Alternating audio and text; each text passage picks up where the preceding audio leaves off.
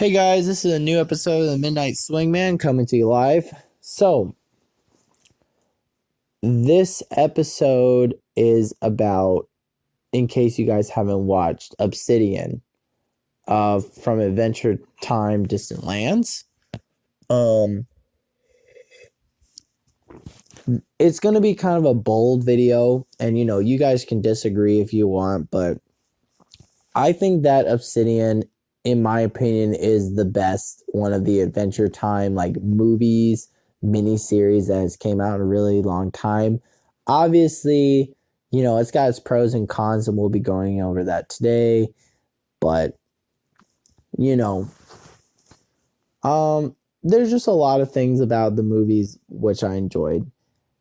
So to kind of separate the video out, we're going to go over the pros, the cons, and then the underarching story versus the overarching story, what I enjoyed about it, what I thought was good, and to give you guys kind of a context about what I mean by the overarching story versus the underarching story.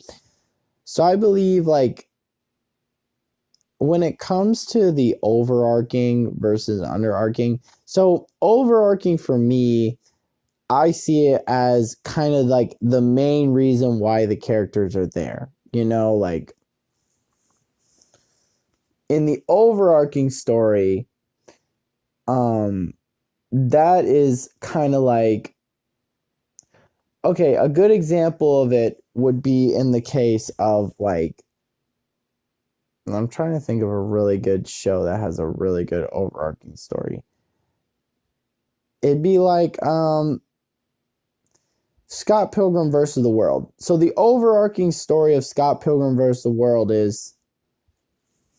So the overarching story of Scott Pilgrim versus the World, in case you guys don't know, is Scott has to fight all of Ramona's evil exes to get with Ramona at the end of the day. That is the overarching story. That is the pretty much the bare bones. This is why he's here. This is what he's doing.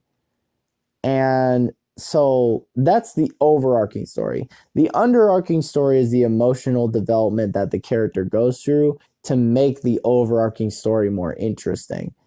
So in the case of Scott Pilgrim vs. the World, the underarching story is Scott accepting that he, maturing as an individual through his relationship through Ramona and fighting the exes and slowly learning that he has to become a better person, and then eventually accepting that it might be good to just start over, and him growing up as a guy, just growing up as an individual. That is the underarching story,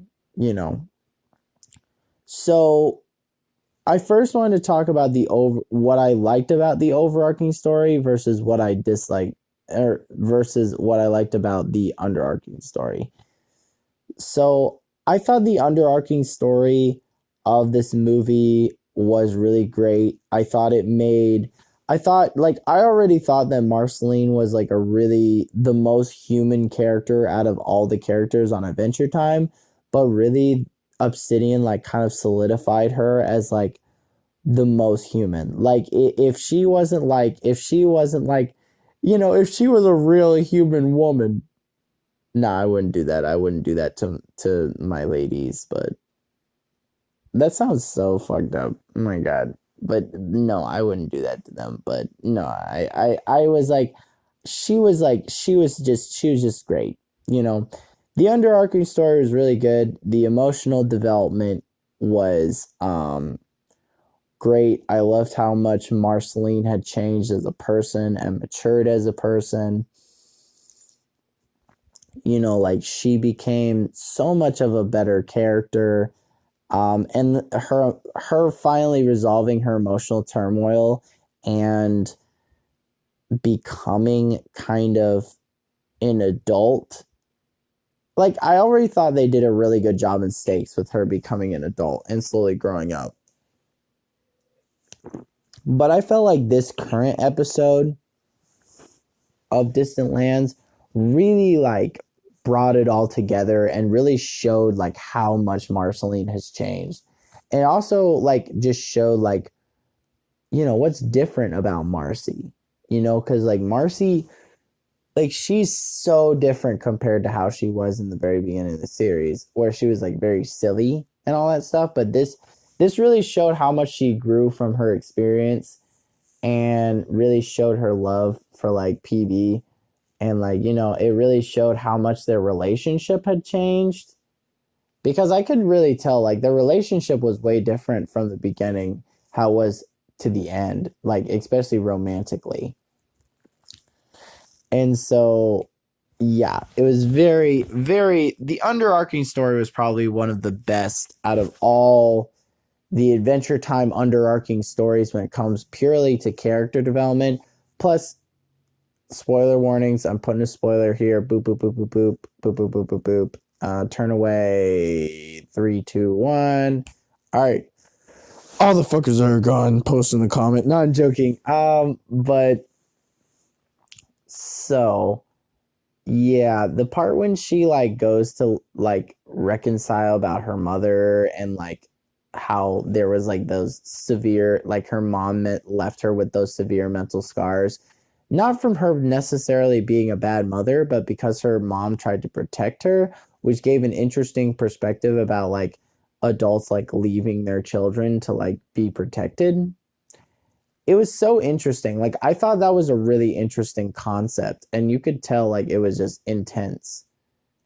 And that reflected on Marceline in a negative way and made her like out, like kind of lash out to people when they tried to like leave her or like abandon her.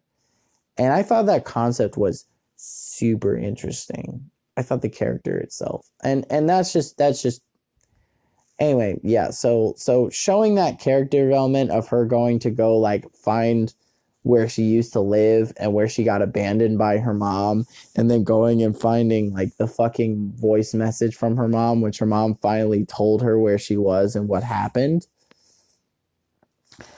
It literally almost made me cry. Like, and the fact of the way that the scene played out too, I think like just really even made it worse. The fact that they didn't play any music, they didn't try and make the scene uplifting. It literally was a scene where she floated to the ground and landed on her knees and started crying. Like that level of just somberness. And then of course they ruined it by having fucking Glass Kid come in with the ukulele, like talking about punk rock and wanting to like be edgy because like a girl he had a crush on like was me. But anyway, so yeah, so and with the underarching story, obviously the message was accept your scars and all that stuff, and you grow from it. That was kind of like the underarching, like the overall message of the story. But the underarching story of Marceline's character development was really detailed and diverse, and it was so good. It really made Marceline a much more likable character than she already was, and it made PB like even more likable, because I didn't love PB in the beginning. I didn't dislike PB, but I just felt like PB there just wasn't anything really that interesting about her, and I think Distant Lands made her a lot more interesting by showing like what caused them to break things off. It made them both. I just think it just really accentuated the underarching story of Marceline fixing her relationship. Now, overarching story-wise, I didn't think was as interesting. And this is different from the pros and cons, but the pros and cons of it obviously will go on in later in the video, but I'm just talking about what I enjoyed versus what I enjoyed underarching, overarching story-wise. So the overarching story I didn't necessarily too much enjoy. I felt like it was okay. Like the idea, they could have gone with, I feel like, many other ideas. I also felt like, and I get that's just how Adventure Time rolls, but I felt like the story just kind of felt like thrown together. Like it really felt like they were just like, Marceline and Princess Bubblegum, they like went somewhere and then they broke up and then shit got bad between them at this glass city. So what are you going to do? Like, and obviously I know that was like the underarching story, but I felt or it them becoming a better couple, I think was the better underarching story, and Marceline accepting her faults, obviously, and the symbolism behind that was what made that story really good. But again, like I said, the overarching story of they go somewhere to fight this dragon was just not very interesting. I feel like they missed out. I feel like they should have made it more like a movie instead of like a 45-minute special. And I felt like they could have just done a lot more interesting things instead of it literally just being they get on a bike, they drive for 30 minutes back to the Glass Kid's house, and then the Glass Kid is like, oh, fuck, they brought the savior of the world. And then it literally just kind of felt like it literally, I don't know. When it comes to that, I just didn't enjoy it that much when it came to like, I felt like the concept was really interesting, but they didn't really make too many glass jokes. I felt like the only important glass things that they really talked about was the fact that they had to be like pretty at the end of the day. But again, like when it comes to that overarching story of them like fighting the dragon, I just didn't think it was super duper duper interesting. And I feel like the only reason that they made it about glass was so that they could put the whole like love your imperfections thing, which I feel like they could have done with any other thing. If that was the whole point, was to embrace your imperfections, then they could have done like a lot of other stories that probably would have, or they could have done other scenarios which would have fit instead of Marceline fighting a dragon and then it turns into a fucking butterfly. Like, I just felt like that in itself, and I felt like there were just parts that, with that in mind, I felt like it in itself was not as interesting as I wanted it to be. I want it to be really, like, I'm not saying it was bad, because I still stand by it was the best one of the Distant Lands, and it's one of the best Adventure Time specials in my opinion. But again, I just felt like there could have been stuff, they could have just done more with it. So they could have done more with like the scenario, or they could have done more to like establish the world, or like given them more time than just like 45 minutes. Because I feel like pushing it out to an hour would have been,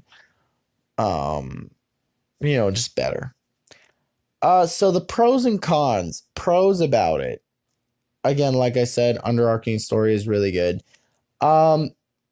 Them really looking into the relationship at times between Marceline and Princess Bubblegum was really good.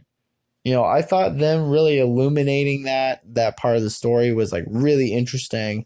I thought the way that they played it out seemed very like realistic. And it already solidified. Marceline is already the most human character out of all the Adventure Time characters, but in this episode in particular, it really, and I mean really, solidified her as like a very human character. And like prose wise, I thought the message was really good. I thought the characters were very likable. Obviously like Glass Boy, he had his moments, but I felt like he was pretty likable all around. Especially the part when he like talks about showing Marceline his manga, like that shit was fucking hilarious. When he like started playing punk rock music and then he's like, all right, I guess you want to come over to my house and see some manga? I started fucking busting out laughing. I thought that shit was hilarious. But, and of course, like the tension was good, and like showing how Marceline grew was really good. The character progression was good. Everything about that was good. And of course, like seeing, having that relationship dynamic explored is always good. Cons I had, again, like I said before, I felt like it would have really benefited from being longer because it felt like Marceline's mental toil was very rushed. Like, and I know that they were trying to play it off as she was trying to get sad so she could write a really angry song. And they never really, but I felt like that was one of the biggest things that I really didn't enjoy about it was they were trying to bring out that, like, I know that they were trying to play it off as she was trying to go to a bad place, but ended up in going to the bad place. She learned a sense of acceptance.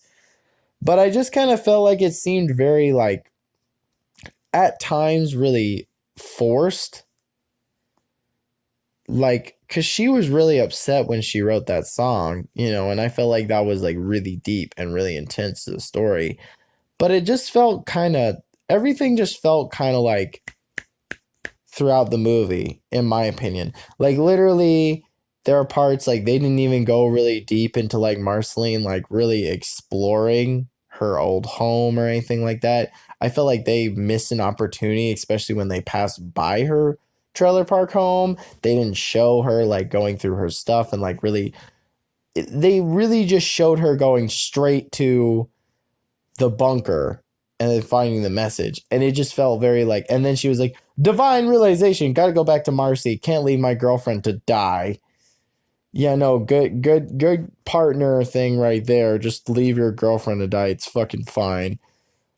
But that was just, I felt like it was so rushed in that regard. Like, very, very, very rushed. And I just didn't enjoy it. I felt like it was rushed. And again, it really would have benefited from having a whole hour for them to explore that story, you know? And I think that's what I just didn't, that was what I really say was, like, the main problem with me, was that I felt like everything was really rushed.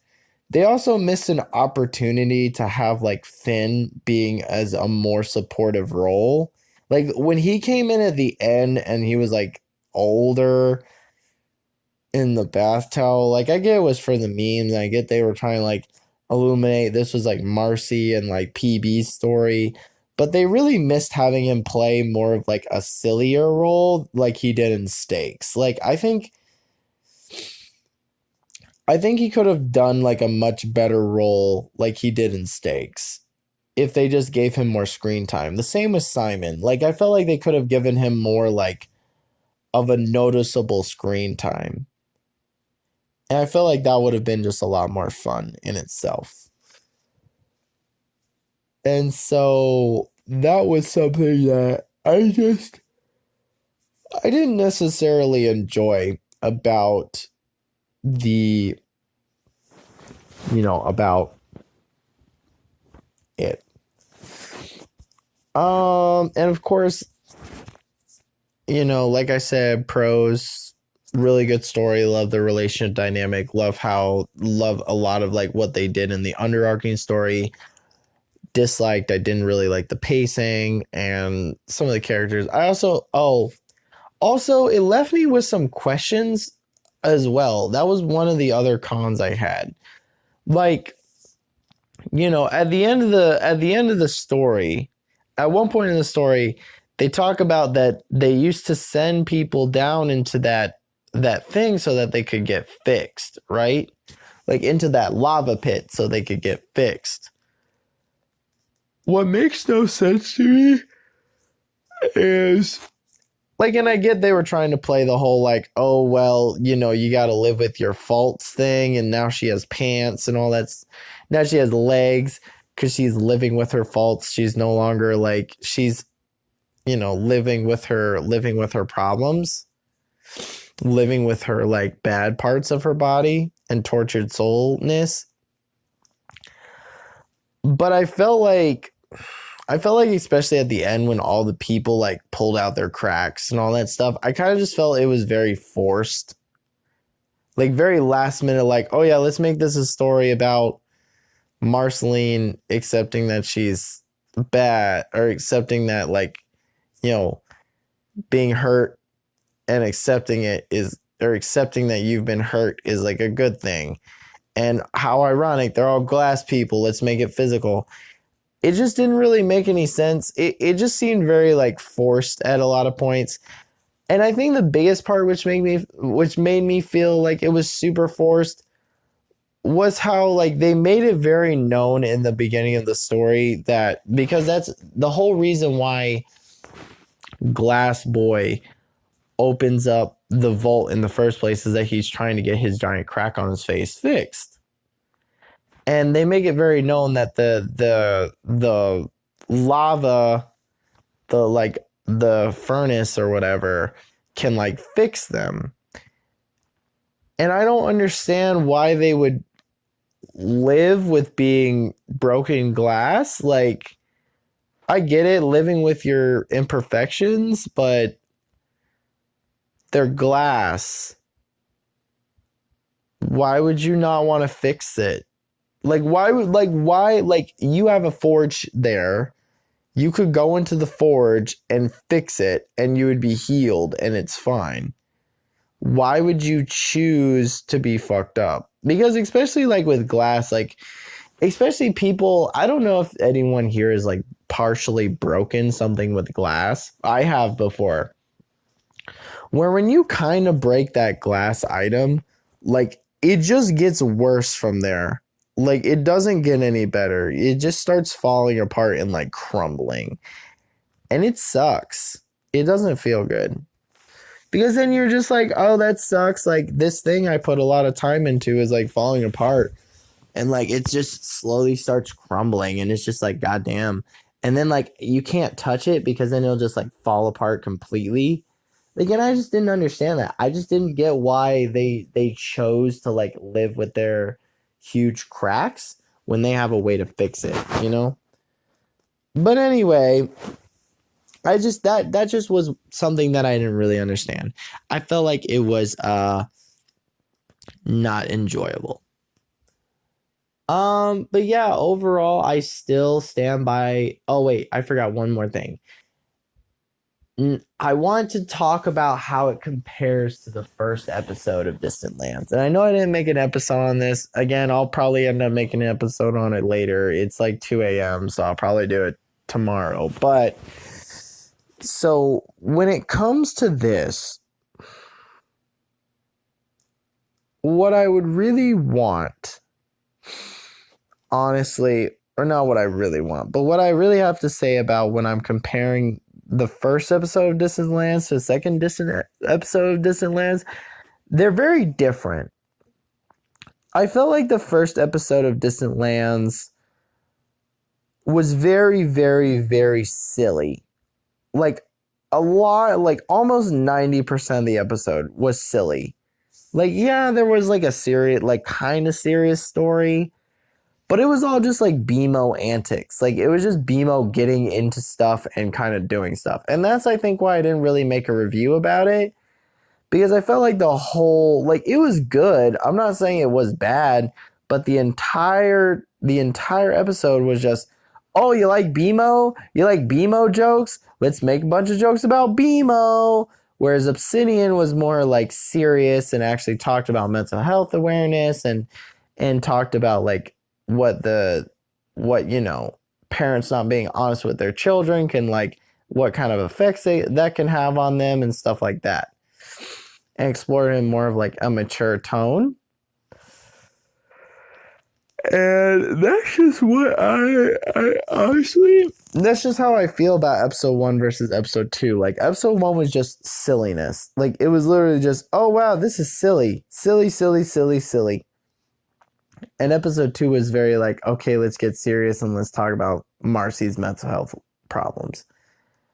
So yeah, again, I think it's really good that they're bringing this back, and they're not really having like strict like guidelines of when it has to come out. It's just coming out whenever, and it feels like they're releasing like little movies.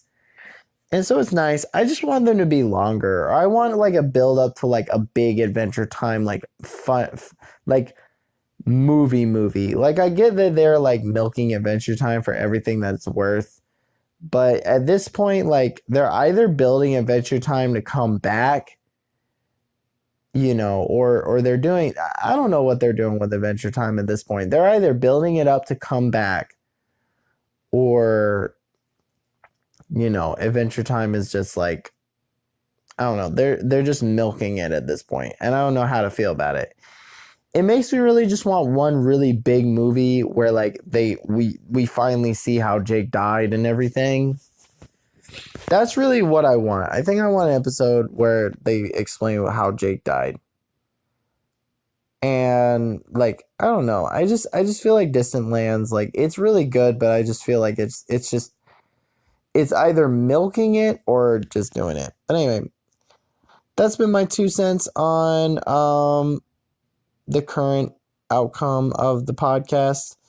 Hope you guys enjoyed it. If you guys have any comments, likes, or concerns, let me know. If you have anything I want to talk about, or you want to talk about, write in the comments below. And like and subscribe, obviously. Anyway, this has been the Midnight Swingman. Peace!